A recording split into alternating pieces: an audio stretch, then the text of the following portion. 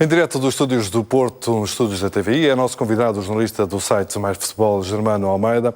Germano, viva, muito boa tarde. O Benfica passou neste exame de Coimbra com distinção. Sim, é verdade.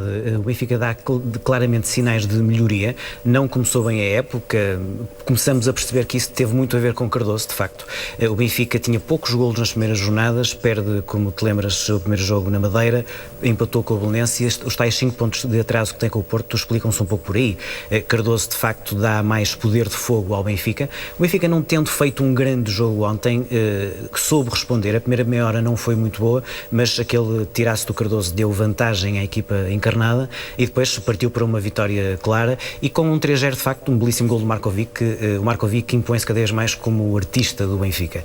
E, portanto, temos um Benfica em recuperação, a 5 pontos do Porto, é certo, mas a dar sinais de recuperação, não perde um ponto para o campeonato há mais de um mês, desde aquele empate com o Belenenses.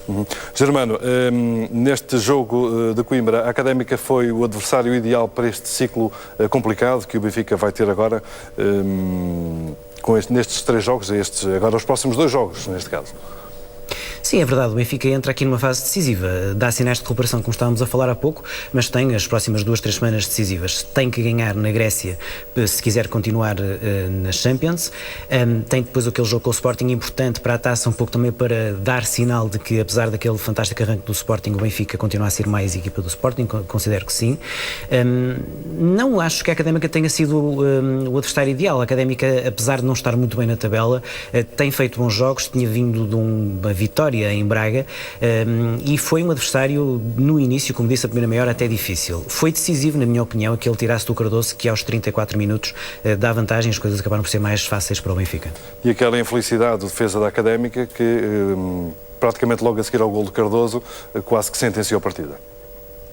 Sim, é um facto, são sinais que o jogo por vezes tem, mas como te disse, creio que no cômputo o Benfica ganha claramente, embora o 3-0 possa ser um pouco ilusório, não foi assim tão fácil, acaba por ser a vitória mais robusta do Benfica. Esta época o Benfica precisava de uma vitória robusta, tem tido vitórias à queima, e foi a primeira vez, aliás, que ganha por 3 golos esta época, a segunda vez que marca 3 golos, só tinha feito isso com o jogo com o Passos na vitória 3-1, e portanto foi nesse sentido uma vitória importante para dar moral ao Benfica.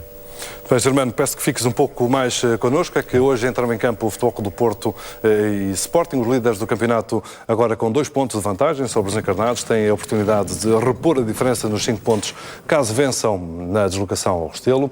Do outro lado está um Belenenses em crescendo de forma e que esta temporada já surpreendeu quando foi à luz arrancar um empate a 1 bola com o Benfica. Em Alvalade, o Sporting vai tentar mostrar esta noite que a recente derrota no Dragão não trouxe efeitos à equipa, recebendo um Marítimo que está em crise de resultados. Isto apesar do excelente arranque de campeonato, quando recebeu e venceu o Benfica por 2-1, na jornada inaugural da prova. Germano, e o que dizer destes 2 jogos de hoje, de Porto e Sporting, começando pelo encontro do Restelo? Os campeões nacionais não vão ter jogo fácil. Não, como sabes, há tradicionalmente boas relações entre Belenenses e Porto. Costuma-se dizer que o Belenenses é o amigo lisboeta do Futebol Clube do Porto, mas a verdade é que o Belenenses está numa boa fase, apesar daquela situação do Van der Gaag. Curiosamente, até acho que isso deu até algum tipo de mais união ao grupo. O Belenenses tem feito bons resultados, não perde há 7 jogos seguidos, não para o campeonato, mas 7 jogos contando com as taças, a Taça da Liga e a Taça de Portugal. Para o campeonato vem de 4 bons resultados, 2 vitórias em casa e 2 empates fora, nomeadamente na Luz, e portanto estamos perante um adversário complicado para o Futebol Clube do Porto. O Futebol Clube do Porto, que teve, depois daquele desaire com o Zenit, uma vitória importante no Clássico, dá uma boa resposta, ganhou claramente no Clássico, fez um bom jogo e, portanto, naturalmente que o Porto é favorito nesta partida, mas está, enfim, ligeiramente acossado em função do que aconteceu ontem na Luz, com o Benfica em Coimbra, e, portanto, com 2 pontos à condição, o Porto, para manter os 5, tem de facto de ganhar e penso que vai acontecer essa vitória do Porto. Germano, Porto que começa também no Restelo, o ciclo mais complicado, com estes 3 jogos fora, 2 deles absolutamente decisivos. Completamente, nomeadamente o jogo na Rússia. Há uma ideia, quem viu os jogos do Porto na Liga dos Campeões, que, enfim, há uma completa injustiça na classificação do Porto na Champions. O Porto fez até um bom jogo com o Atlético de Madrid, nomeadamente na primeira parte. Talvez o melhor Porto desta época foi na primeira parte com o Atlético de Madrid, mas a verdade é que perdeu o jogo. Com o Zenit tem aquele momento completamente infeliz do Herrera, que naturalmente coloca, enfim, dados completamente diferentes no jogo com o Zenit, mas o Porto reagiu bem. Com 10, bateu-se de igual para igual com o Zenit, podia ter ganho o jogo, acabou por perdê-lo, e portanto o Porto tem, enfim, não só a oportunidade, mas diria a obrigação na Rússia de vencer e retomar a possibilidade de ainda seguir em frente nas Champions. Esse é, enfim, é difícil dizer qual é numa época o jogo mais importante, mas até agora será certamente para o Futebol Clube do Porto esse jogo na Rússia. Dentro desta perspectiva, este jogo em Belém é para ganhar, mas não pode, o Futebol Clube do Porto não pode correr o risco entre um clássico e o jogo na Rússia de achar que este jogo em Belém é para descansar. Não pode ser assim. Para fechar, vamos então falar do Sporting Marítimo desta noite. Leonardo Jardim já confessou que a derrota no Dragão fez moça em Alvalade e que a equipa quer vencer o Marítimo.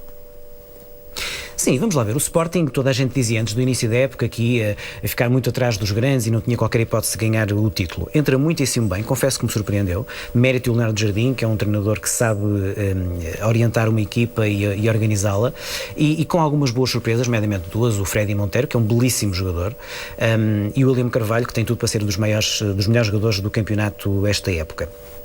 Dentro disto, o Sporting faz de facto excelentes resultados no início, as goleadas ao Arouca, ao Setúbal, em Coimbra, agora mais recentemente ao Alba para a Taça, portanto é aliás o melhor, ainda é o melhor ataque da prova, não creio que vá ser muito mais jornada, mas ainda é, com 20 golos, e portanto temos um Sporting interessante, mas o Clássico mostrou que apesar da boa resposta do Sporting no Dragão, o Sporting ainda não está ao nível do Porto e creio que também ao nível do Benfica. Veremos agora para a Taça como será, mas creio que também não ao nível do Benfica. E portanto, dentro disto, o Sporting, qual é a sua função? É em casa com o Marítimo ganhar, não é? Perdeu no Dragão, tudo bem, mas tem que ganhar ao Marítimo. É favorito, em princípio ganha, mas enfim, o Marítimo, curiosamente, que ganhou em Alvalade nas duas épocas, é curioso recordar isso, vem de 4 jogos sem ganhar, e nomeadamente 3 derrotas seguidas para o campeonato, e portanto aqui é um jogo de algum risco, Pedro Martins, e portanto é um jogo interessante de ver em Alvalade daqui a pouco.